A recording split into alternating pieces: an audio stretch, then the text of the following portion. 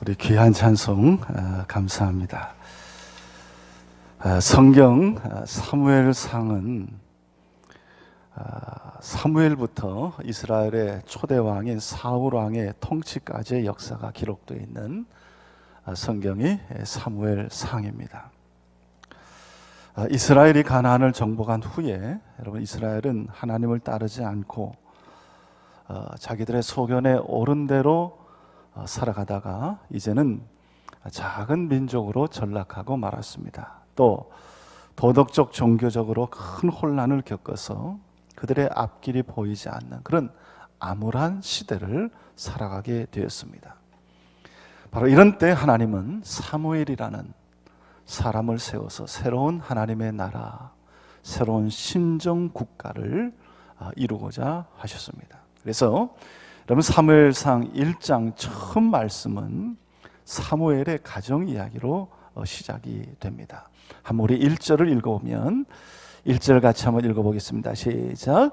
에브라임 산지 라마다 임소빔에 에브라임 사람 엘가나라는 사람이 있었으니 그는 여로함의 아들이요 엘리우의 손자요 도우의 증손이요 숲의 현손이더라. 처음 말씀이 에브라임 산지 라마다 소빔에 에브라임 사람 엘가나라 하는 사람이 있었으니, 엘가나라고 하는 이름이 나오는데 이 엘가나는 사무엘의 아버지입니다.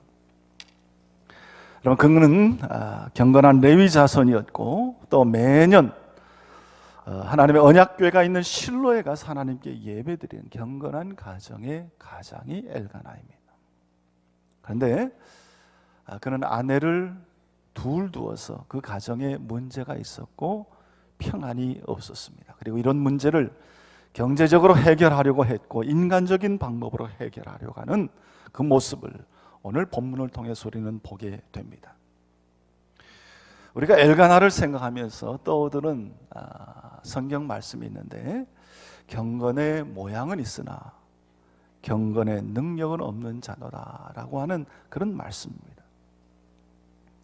여러분 우리도 하나님 앞에 나와서 예배를 드리고 기도하고 거룩하게 살려고 하는 모습도 있고 또 때로는 사람들이 그렇게 인정하는 경우도 있습니다. 그러나 실제로 안으로 들어가 보면, 또 실제로 가정에 들어가 보면 여러 가지 문제와 어려움이 있는 것이 사실입니다.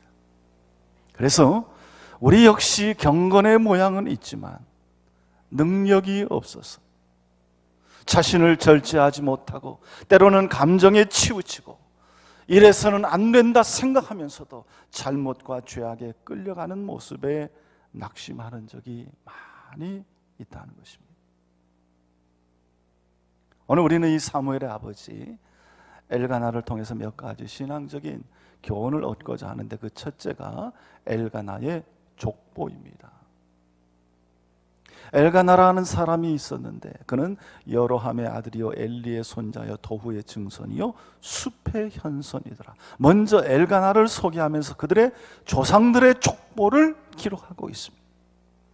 여러분 이런 족보를 기록한 이유가 과연 무엇이겠는가? 그것은 이런 위대한 하나님의 사람 사무엘, 이 사무엘이 태어나고 사무엘을 소개하기 전에 그 사무엘이 어쩌다 위대한 사람이 된 것이 아니라 마치 뿌리 깊은 나무처럼 깊은 신앙의 계보와 뿌리 깊은 믿음의 가계가 그에게 있다는 사실을 우리에게 가르쳐주고 있는 것입니다.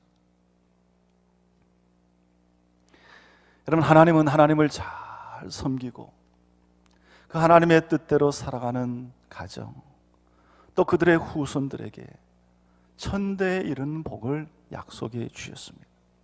이 말씀을 생각하면 우리가 살아가는 오늘의 시간이라고 하는 것은 그냥 있다가 없어지는 것이 아닙니다.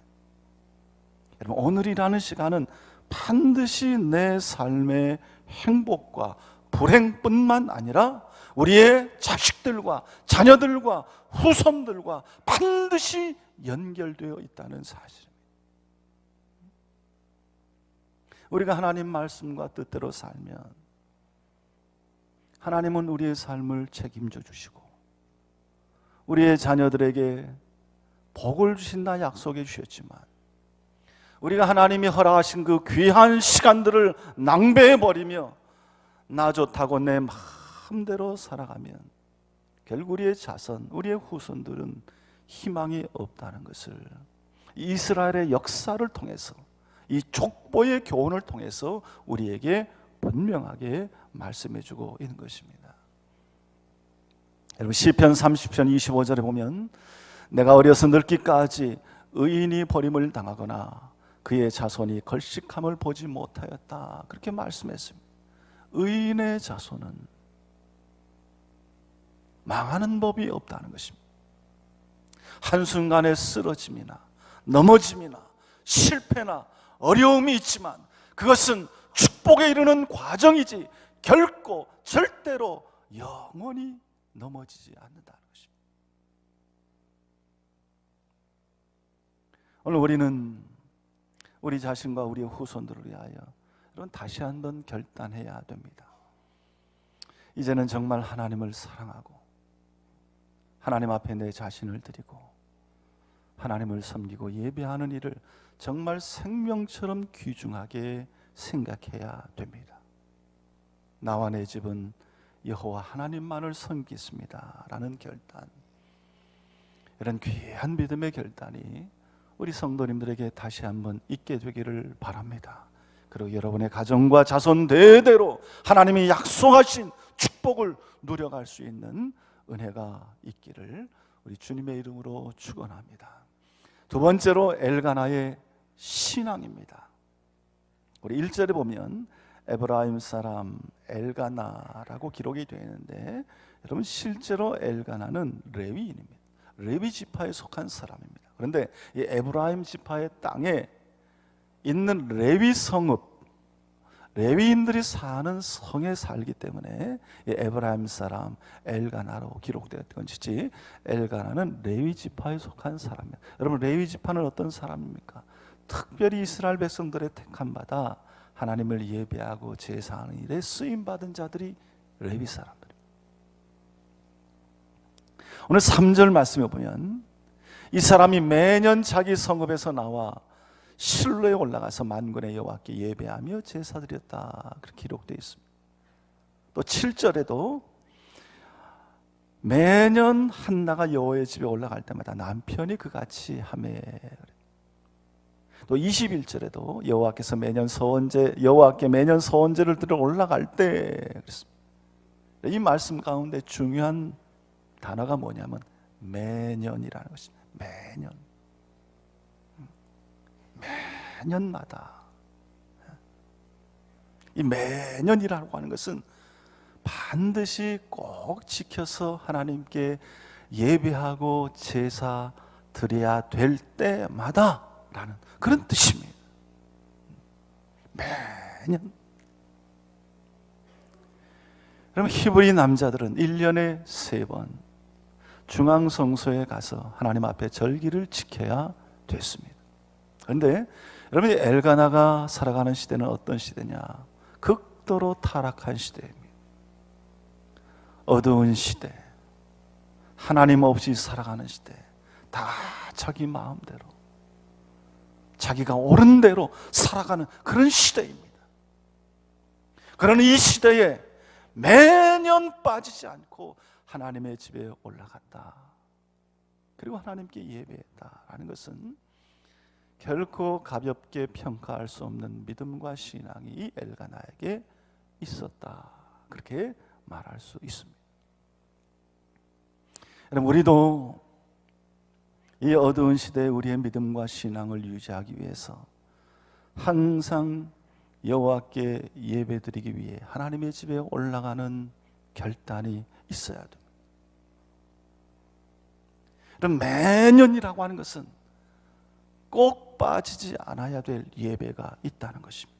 이미 매년이 오늘 우리에게 주는 의미는 뭐냐 하면, 우리가 하나님과 약속하고 하나님께 꼭 빠지지 않고 드려야 될 예배가, 공적인 예배가 우리에게 있다는 것입니다.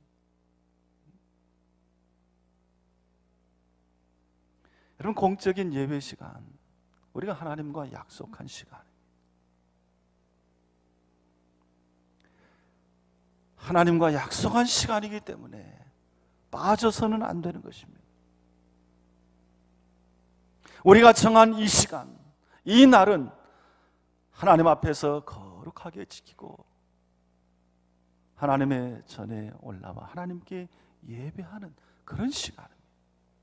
우리가 공적으로 시간을 정하고 모이자고 정했으니 그 시간마다 하나님께 예배를 드리며 우리의 믿음을 지켜 나가야 되는 것입니다. 셀가나는 매년 하나님의 집에 올라가 하나님께 예배하고 제사 드렸다. 그렇게 말씀하고 있습니다. 제가 아는 어떤 장로님 한 분이 계신데, 여러분 이분은 저 터미널 건너편에 가면 반포 아파트가 있는데 그 아파트 단지에 남서울교회라고 있습니다. 이 남서울교회에 자기의 땅을 바쳐서 남서울교회가 그곳에 세워졌습니다. 그런데 이분은 우리 박정희 대통령 시절에 화학제품 공장을 경영하고 있었습니다. 그런데 한 번은 청와대에서 전화가 옵니다. 내가 당신의 사업을 도와줄 테니까 금요일 오후 2시에 청와대에 들어와서 만나자. 그래서 약속 시간을 정했습니다. 근데 생각해 보니까 그때 금요일 2시는 구역 예배로 이미 정해놓은 시간이었습니다. 그래서 고민을 합니다. 이 구역 예배 해야 되냐 아니면 청와대 가야 되느냐. 여러분 같으면 어떻게 하겠습니까? 주일 예배도 아니고 금요일 구역 예배인데 구역장에게 전화해서 내가 바쁜 사정이 있으니까 오늘 좀 연기해서 저녁에 모읍시다 이렇게 얘기해도 뭐라고 할 사람이 아무도 없을 것입니다. 그런데 이분이 고민하다가 아니다, 이 시간은 하나님께 약속한 시간이니까 이렇게 결단을 하고 청와대에 들어가는 것을 포기했습니다. 여러분 당시 청와대에 들어가는 것, 그걸 포기했다는 것은 여러분 사업을 포기했다는 것과 마찬가지입니다.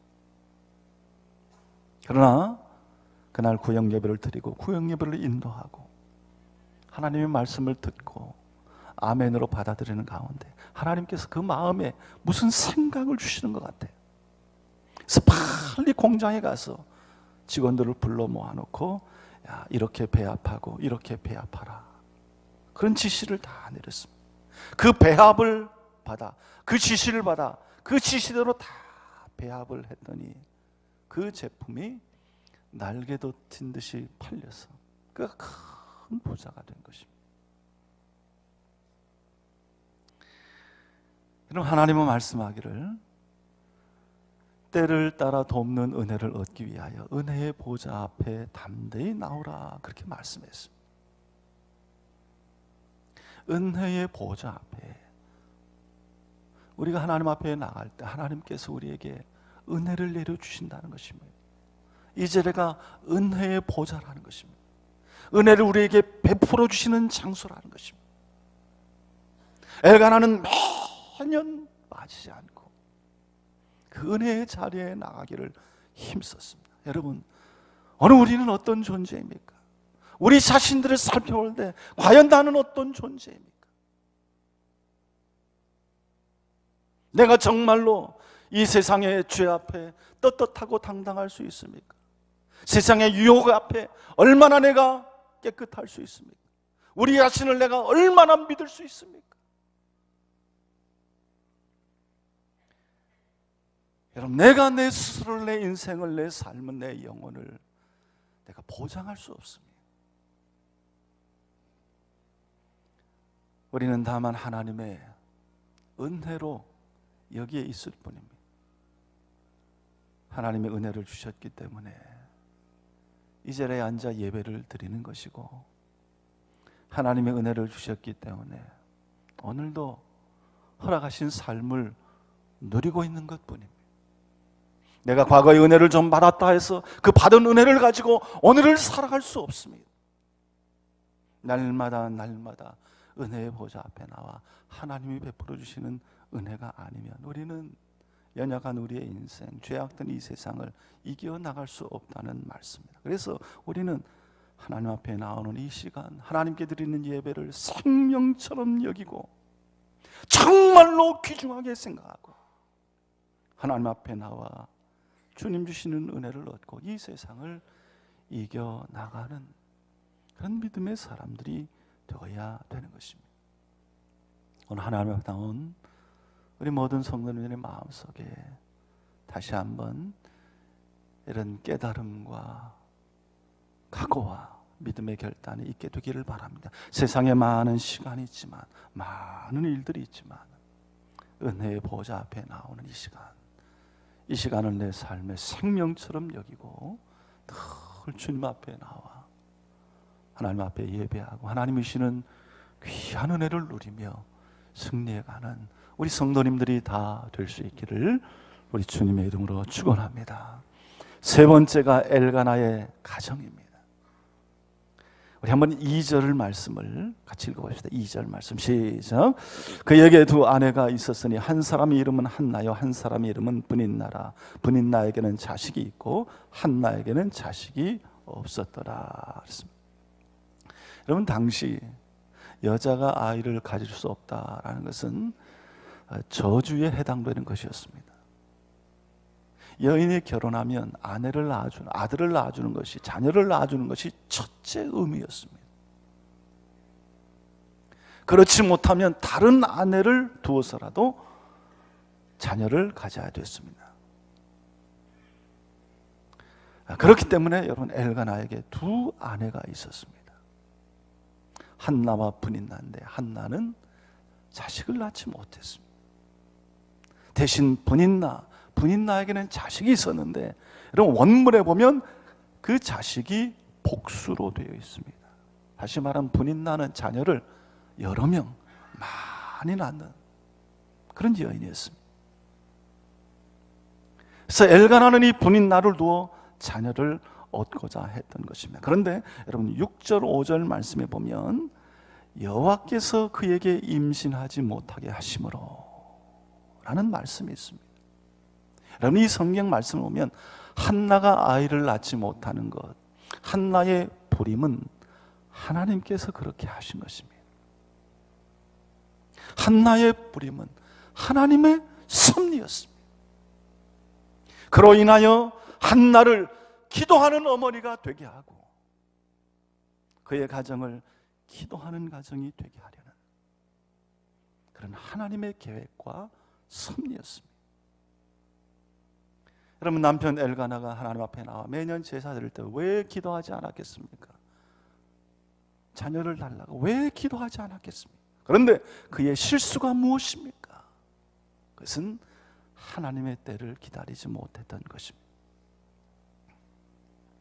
엘가나는 기다리지 못하고 다른 아내를 통해서 이 문제를 해결하려고 했던 것입니다. 여러분, 우리가 하나님께 간절히 기도하면 분명히 응답하십니다. 그러나 그 응답은 하나님의 시간, 하나님의 때에 우리에게 임하는 것입니다. 우리가 문제가 있으면 하나님께 기도하고 그 기도로 문제를 해결해야 될 뿐만 아니라 하나님의 때, 하나님의 시간을 우리가 기다려야 됩니다. 결국 두 아내, 두 여자로 인해서 이 엘가나의 가족 간에 큰 혼란이 시작이 되었습니다. 한나는 자식이 없음에도 불구하고 남편에게 사랑을 더 많이 받았습니다. 그러면 그럴수록 브닛나는 한나를 괴롭혔습니다. 한나를 격동케 했습니다. 여러분, 원문에 보면 괴롭히고 약을 올리고 슬프게 하고 충동질함으로 한나가 자극을 받아 심히 분노했다라는 그런 말입니다. 한나는 울고 먹지도 않습니다. 그럴 때마다 남편은 그에게 가서 내가 그대에게 10 아들보다 낫지 아니하냐 위로했습니다. 여러분, 그래도 한나의 마음의 고통은 없어지지 않았습니다. 여러분, 이 말씀에서 우리가 얻을 수 있는 중요한 교훈이 있습니다. 그건 뭐냐? 가정마다 문제가 있다는 것입니다. 여러분, 남이 볼 때 엘가나의 가정에 문제가 없다고 생각했을지도 모릅니다. 저렇게 행복한 가정, 하나님 앞에 나와 예배드리는 가정, 저 가정에 무슨 문제가 있을까 싶지만 실제로 안으로 들어가 보니까 큰 큰 문제가 있었던 것입니다. 여러분, 하나님은 우리가 이 세상 사는 동안 하나님을 의지하고 살도록 우리의 가정마다 문제를 주셨습니다. 그렇기 때문에 그 문제의 해결은 하나님께 있는 것입니다. 하나님밖에 없는 것입니다. 여러분, 엘가나는 한나에게 갑절의 분깃을 주었습니다. 다시 말하면 경제적으로 많은 돈을 주어서 한나를 위로하려고 했습니다. 그러나 그것이 한나에게 위로가 되지 못했습니다.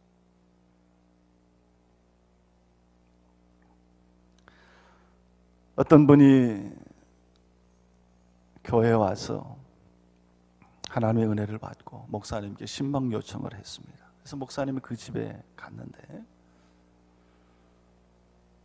그분들이 신방을 받기 위해서 지금까지 자기들이 살고 있던 방의 가구를 다 처분하고 가구를 다 새롭게 바꿨습니다. 새 것으로. 목사님이 어떻게 이런 일을 했습니까? 그랬더니 그분들이 하는 말이, 어떻게 우리 부부가 싸우고 날마다 죄짓던 가구에 목사님께서 앉을 수 있겠습니까? 그러면서 가구를 다 정리하고 새롭게 바꿨던 것입니다. 근데 그 남편은 건축업을 해서 돈을 많이 벌었습니다. 또 부인은 큰 식당을 경영했습니다. 그런데 남편이 바람을 피기 시작합니다. 그러자 가정에 문제가 생겼습니다. 아내는 분하고 분해서 면도칼로 남편의 바지를 갈기갈기 찢어버리고 여러 짓을 다 했지만 아무 효과가 없었습니다. 그러나 그들이 예수를 믿고 은혜를 받자 그 가정이 회복이 되었던 것입니다. 사랑하는 성도 여러분, 가정의 문제는 돈으로 해결되는 것이 아닙니다. 무엇을 갑절로 준다고 해결되는 것이 아닙니다. 한나에게는 갑절의 분깃을 주었지만 그것이 그 마음의 슬픔과 고통을 없애지 못했습니다. 내가 그대에게 열 아들보다 낫지 아니하냐 날마다 사랑의 말로 위로했지만 그것이 한나의 마음의 위로가 되지 못했습니다. 여러분의 가정의 문제는 신앙으로, 기도로 해야 됩니다. 문제의 해답은 하나님께 있는 것입니다. 당신을 사랑한다는 고백, 그 고백으로 가정이 행복해지는 것이 아니라는 것입니다. 여러분, 우리의 가정의 행복, 부부의 행복은 전적으로 하나님께 있습니다. 하나님을 잘 섬기고 믿음으로 살아야 그 가정이 행복하고 그 자녀들이 복을 받는 것입니다.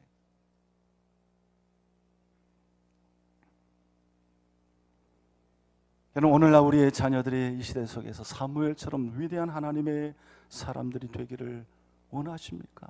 우리의 가정이 정말로 하나님의 뜻을 이루어가는 아름다운 가정이 되기를 원한다면 여러분, 그 답은 우리의 노력에 달려있는 것이 아니라 하나님의 손 안에 있다는 것입니다.